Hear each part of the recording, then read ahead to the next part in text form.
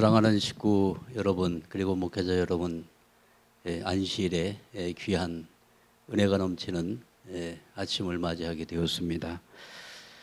오늘 안식일에 준비된 말씀은 신앙을 위한 기대, 이런 제목을 가지고 말씀을 드리도록 하겠습니다. 우리 원리 강론에 보면은 후편에 메시아를 맞이하기 위해서는 믿음의 기대와 실체의 기대를 세워야 된다. 이렇게 해서 메시아를 위한 기대를 세우는 내용이 자세하게 나와 있습니다. 기대라고 하는 의미를 우리가 쉽게 생각을 해본다면, 우리가 집을 지을 때 기초가 있지 않습니까? 기초를 먼저 만들죠, 그죠? 기초.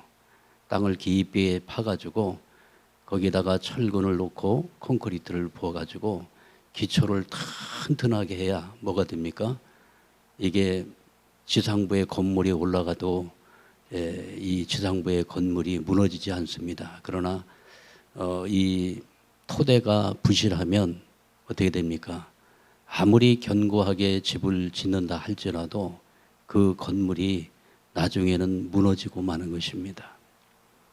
이와 마찬가지로 신앙도 어떤 토대가 있는데 그 토대를 잘 구축해야 한다고 하는 것입니다. 신앙의 토대, 신앙의 발판, 이것이 바로 믿음의 기대. 그 다음에 이제 실체 기대 세우죠. 실체 기대는 사랑의 기대입니다. 사랑의 기대를 어떻게 잘 구축하느냐. 그리고 또 하나가 메시아를 위한 기대입니다. 여러분, 메시아를 위한 기대가 무너지면 다 무너집니다. 여러분, 메시아를 위한 기대가 뭡니까? 메시아를 위한 기대는 참 부모가 누구인가를 명확하게 알고 참 부모님에 대한 분명한 신앙관을 바르게 할 때 우리의 신앙이 굳건하게 서는 것입니다. 참 부모님을 중심 삼은 이 신앙관이 이것이 휘청거리고 여기에 토대가 분명하지 않을 때 대혼란이 벌어지게 되어져 있습니다.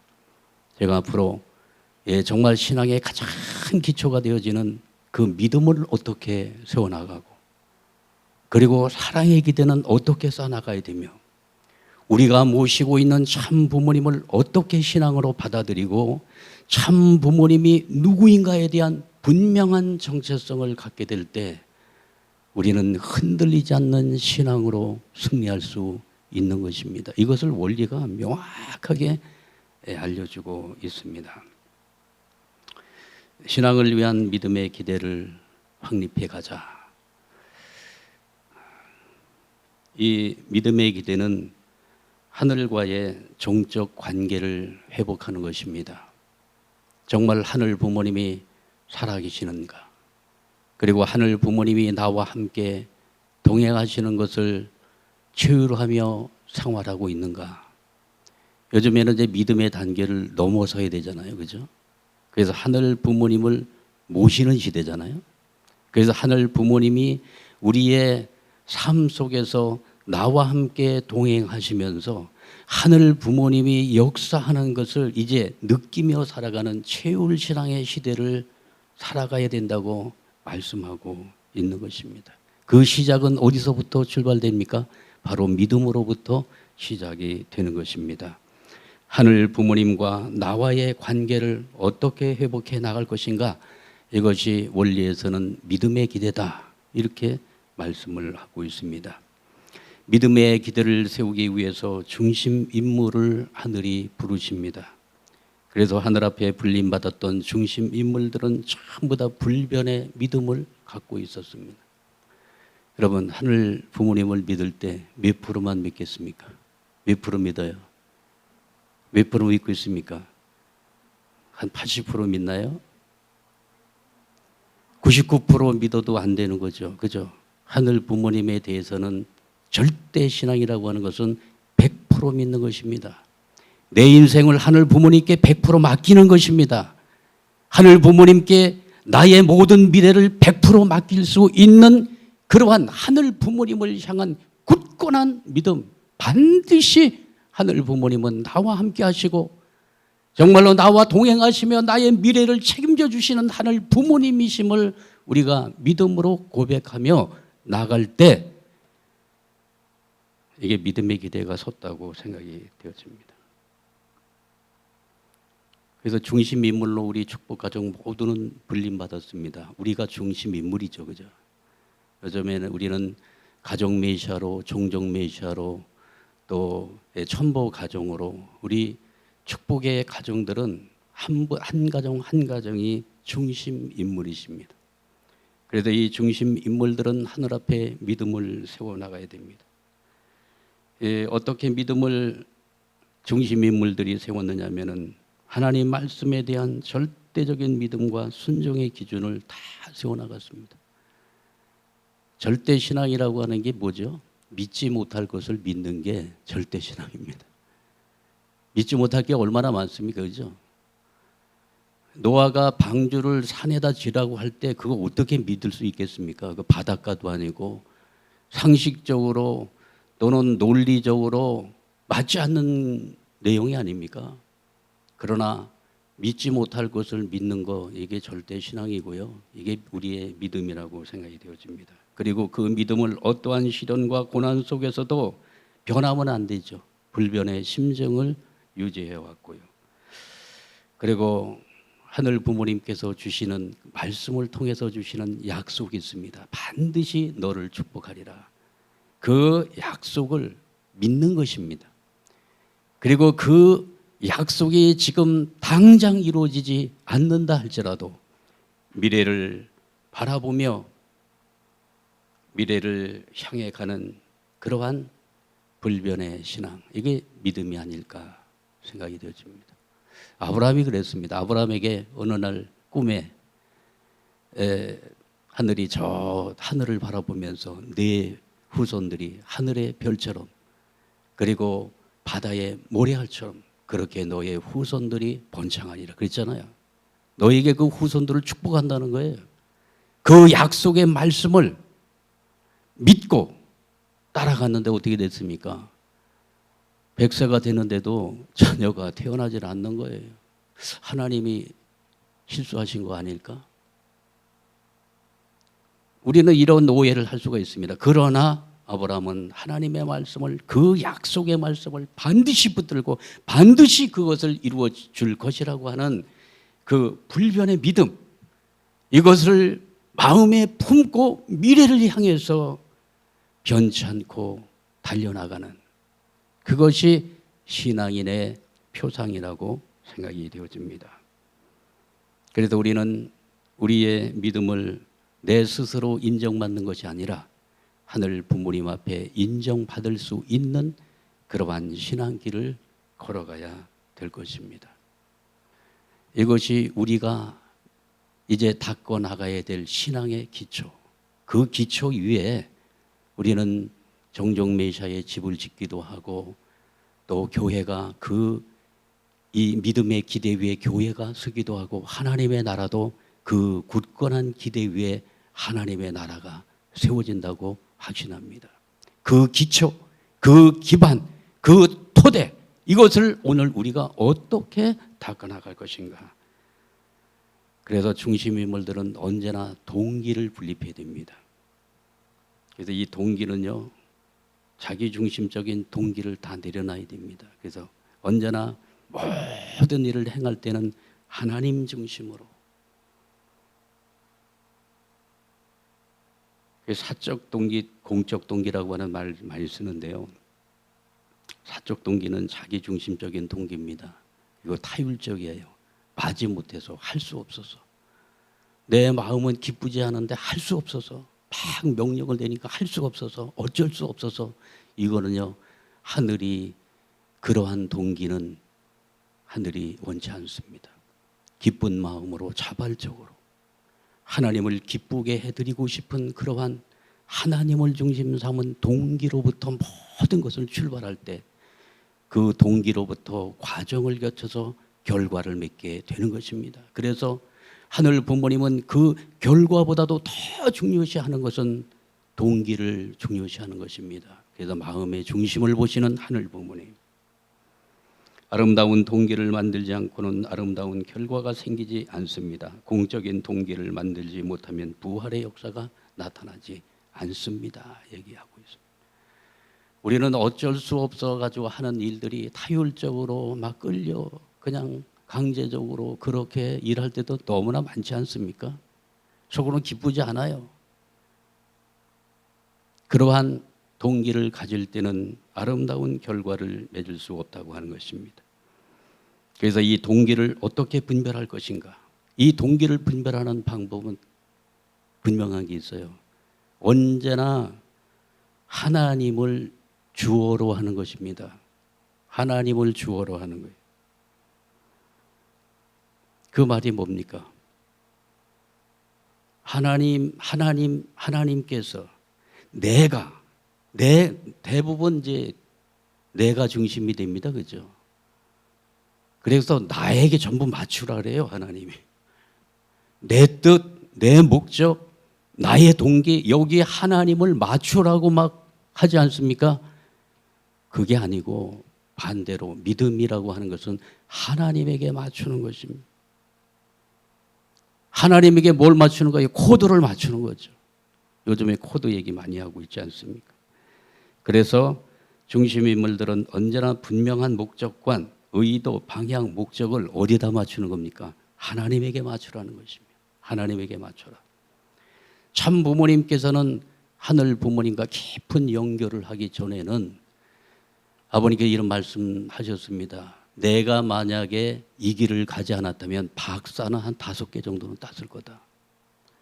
그리고 내 뜻을 중심 삼고 세상을 살아갔다면 엄청난 기반을 만들었을 것이다. 그러나 내가 하나님의 뜻을 알고 하나님의 심정을 알고 나서 내 뜻을 다 내려놓고 오로지 하늘 부모님의 뜻만을 위해서 하늘 부모님의 섭리의 방향에 맞춰서 모든 것을 하나님께 맞췄다. 내 것을 다 내려놨다. 여러분, 이것이 신앙의 굉장히 중요한 내용입니다. 이렇게 신앙의 기반을 만들어 나가야 이것이 착착 그 신앙이 쌓여지면서 정말 위대한 신앙자로 변화가 될 줄 믿습니다. 그래서 참 부모님의 목적관, 참 부모님께서 섭리를 바라보는 그 방향은 언제나 하늘 부모님께 맞추었습니다.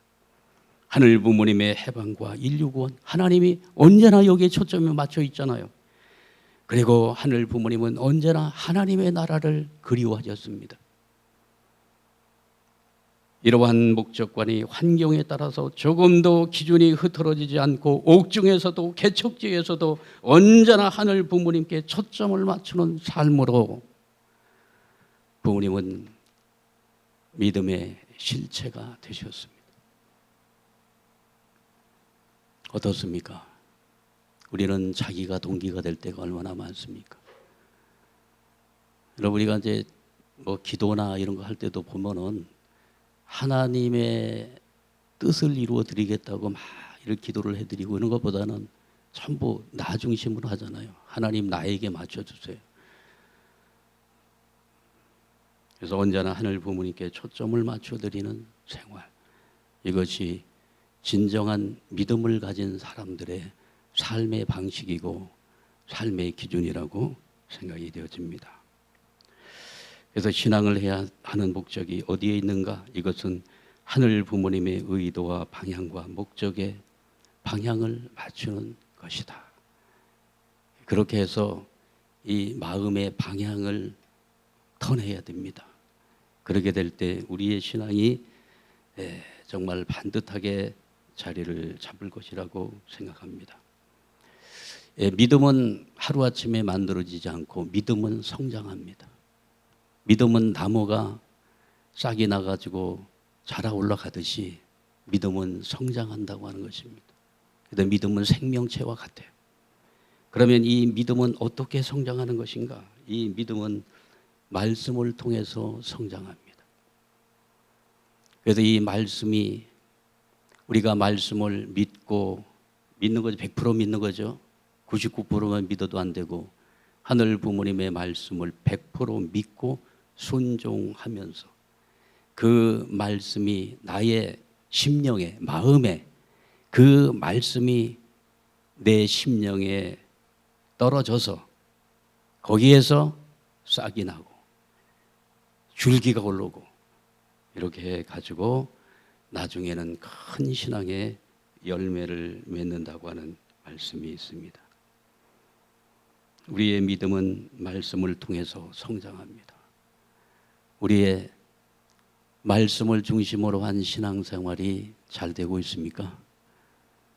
매일매일 나무가 크고 식물을 잘 자라가기 위해서는 거기다가 물도 주고 뭘도 주죠. 거기다가 영양분도 이렇게 주고 그러지 않습니까? 우리의 그 믿음이 성장하기 위해서 말씀을 계속해서 공급해 나가야 된다. 이렇게 말씀을 하고 있는 것입니다. 그래서 말씀은 믿음의 기대를 세우는 조건물입니다. 예, 이거 쉽게 말씀을 드리면 믿음을 성장시키는 그 조건물이 뭐냐? 이게 말씀이라고 하는 것입니다. 그리고 말씀은 하늘 부모님과의 관계의 끈입니다. 생명줄입니다. 그리고 말씀을 머리로만 알지 말고 마음으로 느끼고 행동으로 느껴야 합니다. 말씀을 듣고 행할 때 하늘 부모님의 역사가 나타납니다. 하늘 부모님이 언제 역사하느냐면 사람이 고린도전서 3장 16절에 사람을 뭐라고 했습니까? 사람을 성전이라고 하죠. 하나님의 집입니다. 말씀을 훈독하고 하늘을 사모할 때 성전의 실체가 되는 인간의 마음 속에 성령이 임재한다는 것입니다. 지금은 실체 성령의 시대 아닙니까? 그죠? 이 마음 가운데 이 하늘 부모님의 그 하늘 부모님이 임재하는 거죠. 우리의 심령 가운데. 그래서 우리를 주관해 주시는 것입니다. 언제? 말씀을 훈독하고 말씀을 사모하고 말씀의 비전을 찾아서 나갈 때 동시에 같이 하늘의 영이 임한다고 하는 것입니다. 그래서 사탄편은 하늘편의 말씀을 언제나 의심하게 하고 낙심하게 합니다. 그래서 끝날에는 이런 말씀이 있습니다. 끝날에는 에덴 동산에서 인간에게 들리던 하늘편과 사탄편의 말씀이 들려오는 때이니 분명히 분간해서 따라야 한다. 지금 바로 그때 같아요. 두 가지 말이 계속 들어오고 있습니다. 그죠? 혼란스럽습니다. 이럴 때 우리가 믿음의 기초를 반듯하게 세워서 정말로 참 부모님의 말씀을 훈독하면서 하늘과 종적인 기준을 맞춰서 나가게 될 때 모든 생활권의 그 분립의 역사가 나타나게 된다는 사실을 말씀하고 있는 것입니다. 그리고 믿음을 세우는 데 있어서 중요한 것이 기도 생활입니다. 여러분, 기도의 기반이 있습니까? 나는 지금까지 기도를 이렇게 하고 있다. 나와 정말로 나는 정해진 시간에 정해진 장소에서 정말 하늘 부모님 앞에 골방에서 기도하고 그리고 요즘은 공명기도로 해서 그냥 소리 높여 기도하는 그러한 기도의 기반이 있습니까? 이 기도의 기반이 있어야 신앙이 성장하는 것입니다. 기도는 동기를 바르게 하고 공적인 동기를 뿌리내리게 합니다. 그리고 목적관을 확립시키고 자신을 하나님의 심정과 하나님 나라의 섭리의 방향에 일치시킵니다. 공명기도, 혼명기도는 영계를 동원시킵니다.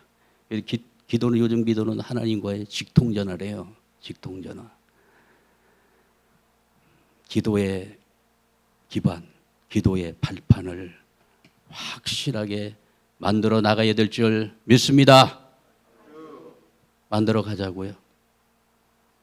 그렇게 되면 우리가 어떠한 비바람이 치고 섭리가 요동친다 할지라도 우리의 이 믿음은 흔들리지 않고 굳건한 믿음 위에서 하늘 부모님과 함께 동행하는 그러한 신앙자가 될 것이라고 확신합니다. 그 길을 걸어가는 거죠. 그리고 믿음의 기대를 세우는 데 있어서 중요한 것은 기간입니다. 12수, 4수, 21수, 70수 이걸 다 더하니까 77수예요. 그래도 78이 되면 어떻게 됩니까? 7, 8이 56. 전환된다는 거예요. 사탄 주관권에서 하늘 주관권으로 전환된다는 거예요. 아버님께서 7수와 8수 제일 좋아하시잖아요. 7, 8이 50년. 그래서 중요한 섭리는 7수가 8번 겹치는 그 7, 8이 50년. 그 천지 해방권도 그때 선포하시잖아요. 그래서 믿음은 뭐가 필요합니까? 인내가 필요한 것입니다. 그 히딩크 감독이 선수를 선발할 때 그 기준이 뭐였느냐면, 기준이 뭔지 아세요? 전후반을 뛸 수 있는 체력을 갖고 있는가. 후반까지 체력이 떨어지지 않고 전후반을 다 소화할 수 있는 체력을 갖고 있는가. 이걸 봤대요.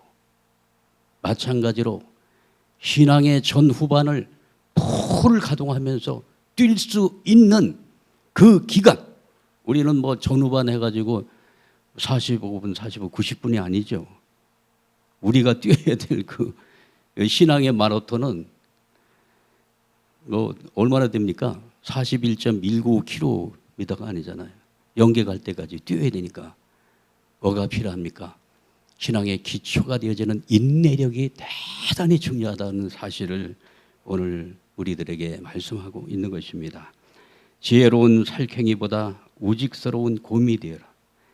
핍박이 빠르면 탕감도 빨라진다. 반대받으면서 빨리 돌려놓을 수 있다면 반대받는 것이 훨씬 좋다. 그러면서 이제 전도에 대해서도 말씀하실 때 전도 활동을 통해 인간 시조가 인내와 숙고를 하지 못한 것을 탕감해야 된다. 그래서 인내. 신앙에는 인내가 필요합니다. 참아야 되죠. 그죠?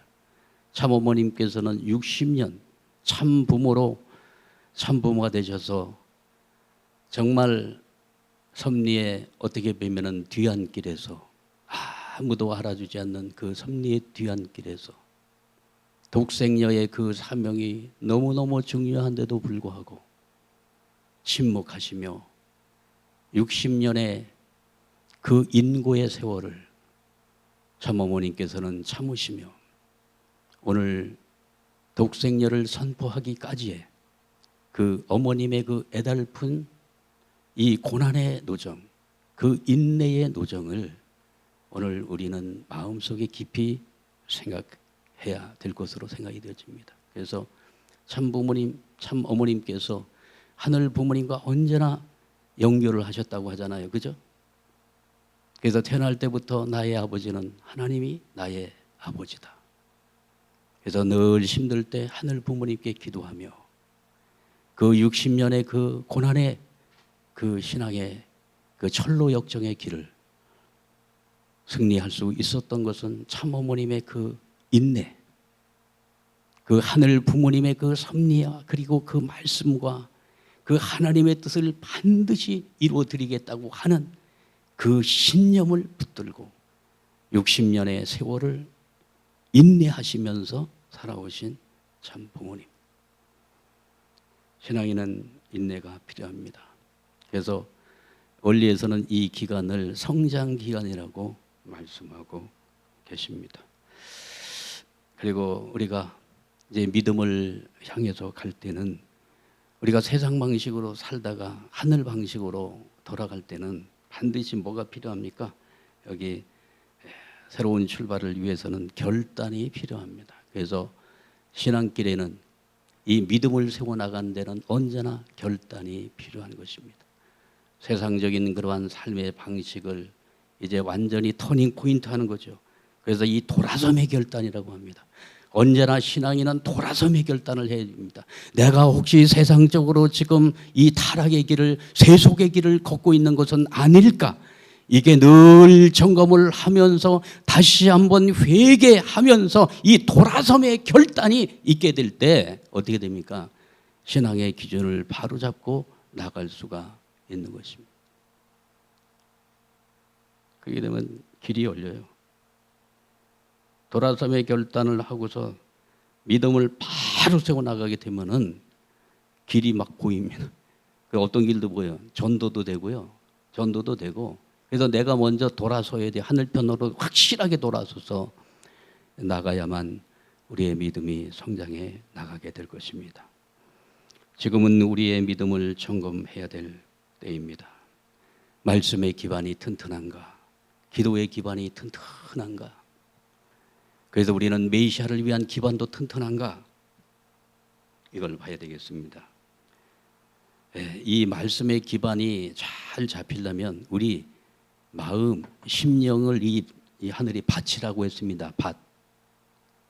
마음을 밭이라고 했어요.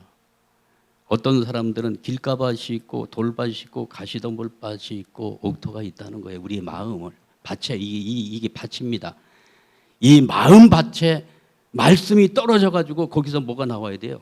여기서 아주 튼튼한 싹이 쭉 이게 올라와야 되는데 우리의 마음의 밭이 어떤가?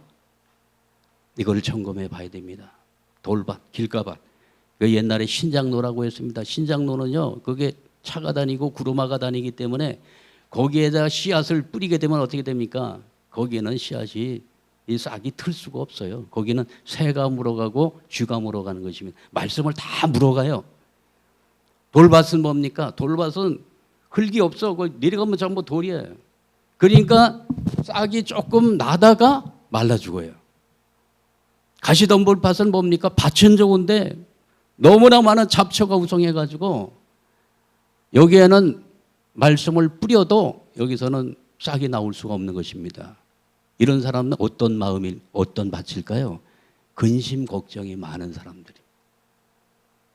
근심 걱정이 많다 보니까 말씀의 은혜를 받을 수가 없는 거예요. 원래 마음의 밭은 좋은데. 그래서 먼저 뭘 제거해 내야 될까요? 마음의 근심과 걱정을 제거해 내는 것입니다. 근심과 걱정은 어디에서 오는 것입니까? 하나님에 대한 믿음이 부족할 때, 하나님 앞에 모든 것을 맡길 수 없을 때 뭐가 온다고 이야기합니까? 불안이 오고 근심이 온다는 것입니다. 이 근심 걱정을 내려놔라. 믿음으로 그것을 내려놓고 그 우리의 밭을 잘 이렇게 가꾸어서 여기에 하나님의 말씀을 뿌리라고 말씀하고 있는 것입니다. 어디에 뿌려야 될까요? 옥토. 옥토는 늘 밭을 잘 가꿉니다. 그죠? 돌도 다 주워내고 그래서 우리의 심령을 옥토로 잘 가꿔가지고 거기에 말씀을 막 잘 뿌리고 그리고 기도를 통해 가지고 우리의 마음의 밭에 흙을 이렇게 덮어주는 거거든요. 이게 기도 생활이.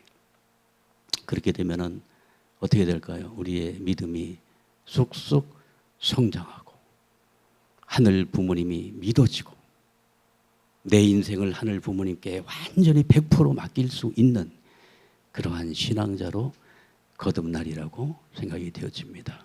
이것이 바로 원리에서 말씀하고 있는 믿음의 기대의 핵심이다. 이런 말씀을 드려봅니다. 천일국 안착 시대, 이제 내년도가 되면은 천일 성전이 하늘 앞에 봉헌되면서 하늘 부모님께서 이제 천일 성전에 임재 안착하셔서 이제 만국 만민을 치리하시는 하늘 부모님 주권이 행사가 되어지는 그러한 시대를 맞이하고 있기 때문에 하늘 부모님의 주권, 하늘 부모님의 이 통치, 이것을 100% 우리가 믿으면서 나갈 수 있는 그러한 우리 축복 가정들 모두가 되기를 진심으로 축원합니다. 믿음이 성장되기를 바랍니다.